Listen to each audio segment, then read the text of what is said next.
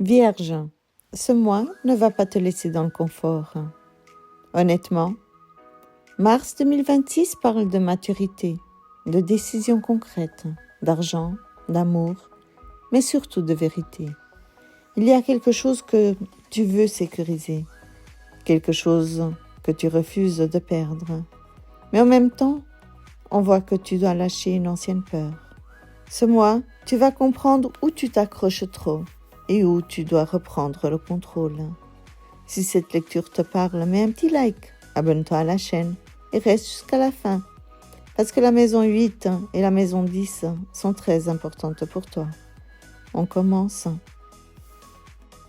La maison 1 parle de toi, ton état intérieur, ton énergie.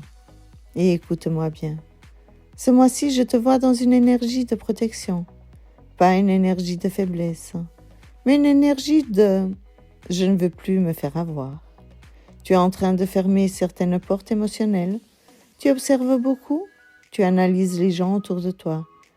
Tu ne réagis plus de façon impulsive. Tu réfléchis avant de parler. Tu pèses chaque mot. Mais derrière cette maîtrise, je sens quelque chose d'autre. Je sens une peur de perdre ce que tu as construit. Une peur de perdre quelqu'un. Une peur que quelqu'un vienne déstabiliser ton équilibre. Une peur de ne pas être suffisamment sécurisé. Tu veux du concret, tu veux du sérieux. Tu veux une relation, un travail, une situation stable. Et si ce n'est pas stable, tu préfères te refermer. Mars va te confronter à cette attitude parce que tu ne peux pas tout contrôler. Tu peux organiser, tu peux prévoir, tu peux anticiper, mais tu ne peux pas empêcher les émotions. Je te vois très lucide ce mois-ci, presque froide par moments. Et ce n'est pas négatif, c'est de la maturité. Mais fais attention à ne pas devenir trop dur.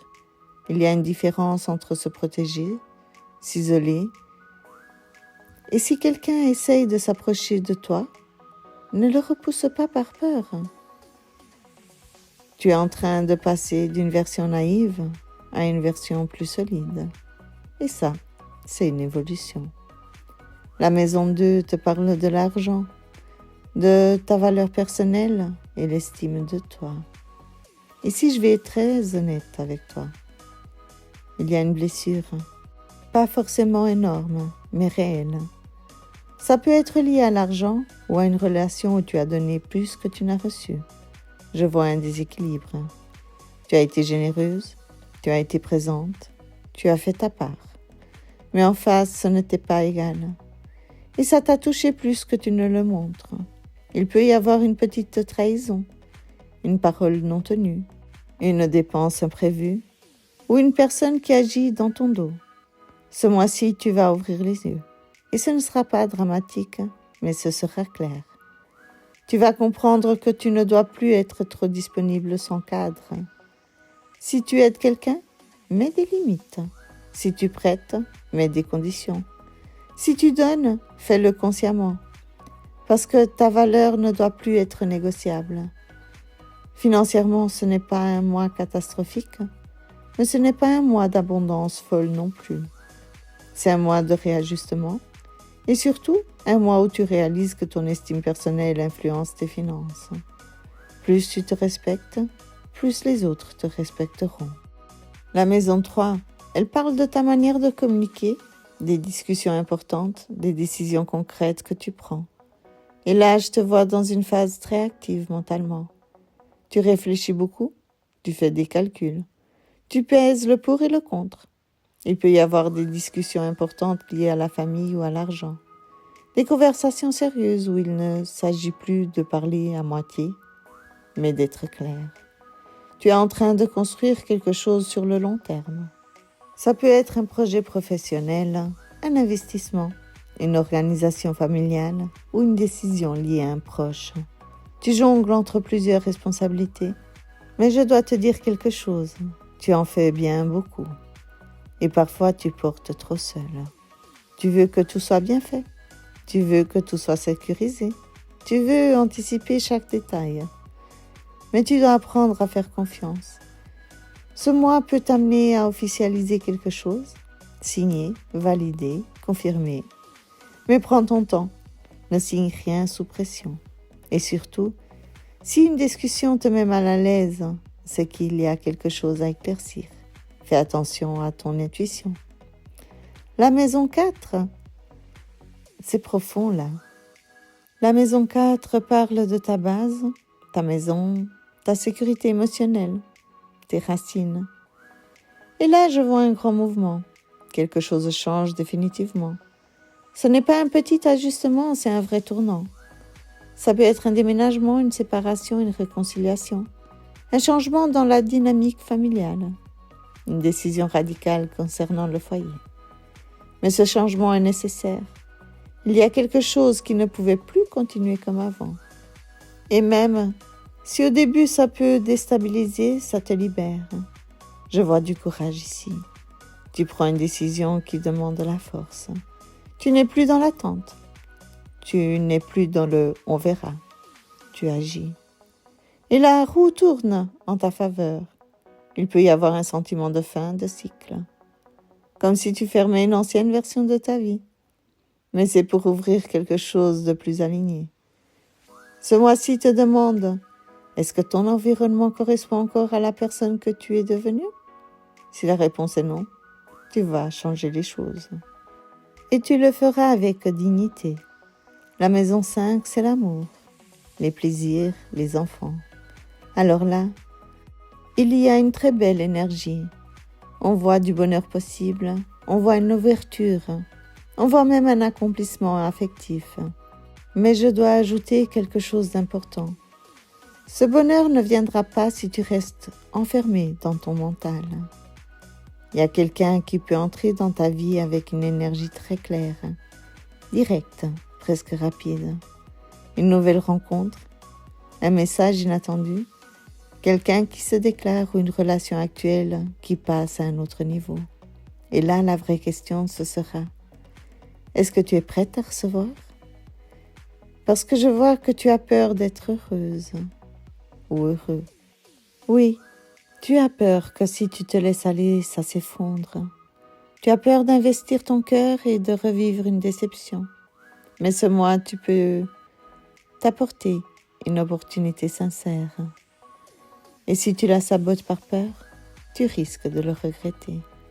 Si tu es en couple, il peut y avoir un moment très lumineux, un projet commun ou même une officialisation. Un voyage, une décision positive. Mais il faut que tu lâches la méfiance. L'amour est là, mais il demande confiance. La maison 6 parle de travail, de routine et même de santé. Et ici, je vois de la tension. Au travail, il peut y avoir un conflit. Quelqu'un peut ne pas être d'accord avec toi. Il peut avoir une rivalité silencieuse ou même une compétition. Tu peux ressentir une injustice, mais tu es protégé par une autorité ou une structure. Si tu es en poste, tu vas devoir défendre ton point de vue. Si tu cherches du travail, une opportunité peut arriver via une structure officielle. Mais parlons santé. Il y a du stress mental, pas forcément une maladie, mais de la pression. Et ça peut se manifester par des tensions, une fatigue nerveuse, douleurs liées au stress ou même une irritabilité. Fais attention aux conflits inutiles et surtout ne garde pas tout à l'intérieur. Si tu as une mauvaise habitude, c'est peut-être le moment de la changer. Ce mois peut te montrer que ton corps commence à dire stop. Pas de façon dramatique, mais suffisamment pour que tu comprennes. Prends soin de toi maintenant, parce que tu es en train de porter beaucoup. La maison 7 parle du couple, les relations importantes, les partenariats. La maison 7, c'est la relation officielle et les engagements. C'est l'autre face à toi. Et ici, il y a du mouvement. Si tu es célibataire, il y a une vraie possibilité de rencontre. Quelqu'un peut arriver avec une énergie sincère, romantique mais aussi active. Ce n'est pas une personne passive. C'est quelqu'un qui peut faire un pas vers toi. Mais attention, Cette relation demande que tu restes pas dans l'analyse permanente. Tu peux pas tout calculer en amour. Et si tu es en couple, on voit une évolution, une discussion sérieuse à l'avenir, un projet commun, peut-être même un engagement plus officiel. Mais ça dépend de ton ouverture. Si tu restes dans la méfiance, tu risques de freiner quelque chose de beau. Et je te le dis avec douceur, ce mois te teste sur la capacité à faire confiance. La maison 8, c'est les transformations. Et la maison 8 est intense. C'est les vérités qu'on ne peut plus ignorer. Et ici, je vois une secousse. Quelque chose peut tomber, pas forcément dramatiquement, mais une illusion peut se briser. Une vérité peut éclater. Ça peut être une révélation, une discussion difficile, une découverte, une tension financière partagée. Mais derrière cette secousse, il y a un équilibre. Ce n'est pas pour tout détruire, c'est pour t'aligner. Oui, ça peut faire mal sur le moment. Oui, tu peux te sentir un peu déstabilisé. Mais cette situation va t'apporter plus de maturité émotionnelle. Ne dramatise pas, respire. Et regarde ce que cette situation t'apprend. Parce que la maison 8 parle de renaissance. Et tu es capable de transformer une crise en force. La maison 9 parle des projets, des voyages. La vision d'avenir. La maison 9, elle parle de ton horizon, des projets plus grands. Et là, il y a une énergie très forte. Tu as envie d'oser, tu as envie de sortir de la routine, de faire quelque chose de différent. Peut-être un déplacement, peut-être une décision qui t'amène ailleurs. Mais je dois te prévenir d'une chose. Il peut y avoir un petit conflit.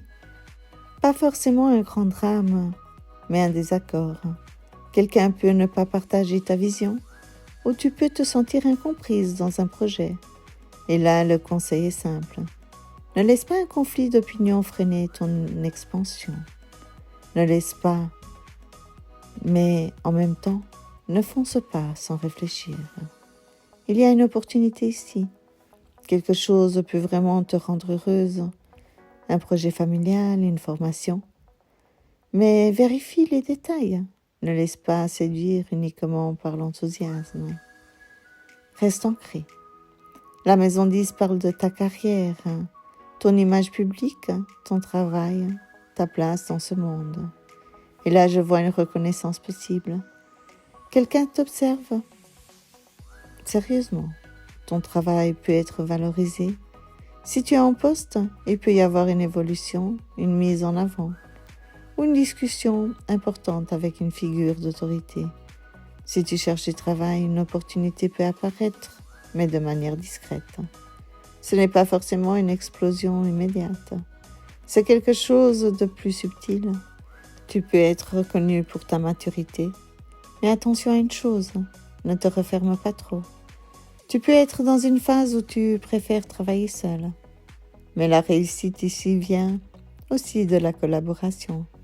Il peut y avoir un changement dans ta manière de voir ta carrière. Tu réalises que tu veux plus de sens, pas seulement un salaire, mais une vraie satisfaction. La maison 11 parle de tes amitiés, de ton entourage social, de tes projets à plusieurs. Et ici, je vois une double énergie. D'un côté, il y a une reconnaissance. Tu peux être mis en avant dans un groupe. On peut reconnaître ton travail, ta valeur. Tu peux recevoir des compliments, des félicitations, une validation. Mais de l'autre côté, il y a une décision à prendre. Quelqu'un dans ton entourage peut te mettre mal à l'aise. Ou tu peux te rendre compte que tu ne te sens plus aligné avec le groupe. Il peut y avoir un petit conflit d'opinion, un malentendu, ou une personne qui n'est pas totalement transparente. Tu dois te demander, est-ce que je reste là par habitude ou parce que je me sens réellement bien? Ce mois peut t'amener à faire un tri, et ce tri ne sera pas dramatique, il sera nécessaire. Tu es en train d'élever ton niveau d'exigence relationnelle, et ça peut dire que tout le monde ne pourra pas rester. La maison 12, c'est ce que tu ne montres pas, ce que tu ressens la nuit, ce que tu gardes pour toi. Et ici, je vois quelque chose de très intéressant. Tu es en train de préparer quelque chose, silencieusement. Tu avances lentement, pas dans le chaos, pas dans le drame, mais dans la patience. Il y a une nouvelle graine qui se plante, un projet, une idée, une reconstruction intérieure. Tu es en train de te reconstruire plus stable, plus sérieuse, plus ancrée. Tu n'es pas en crise, tu es en préparation. Ce mois n'est pas un mois explosif intérieurement, c'est un mois stratégique. Tu observes, tu planifies, tu construis dans l'ombre et bientôt tu agiras. Vierge, Mars est un mois de maturité.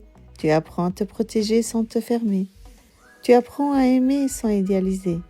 Tu apprends à donner sans te sacrifier. Il y a des ajustements financiers, une transformation familiale, une ouverture amoureuse, une reconnaissance et une évolution intérieure très solide. Ce n'est pas un mois chaotique, c'est un mois intelligent. Tu ne fais plus les mêmes erreurs et cela change tout. Si cette lecture t'a parlé, mets un petit like, abonne-toi à ma chaîne et reviens le mois prochain pour voir comment tout cela a évolué. Parce que quelque chose se met en place et tu es en train de devenir plus forte que tu ne le crois.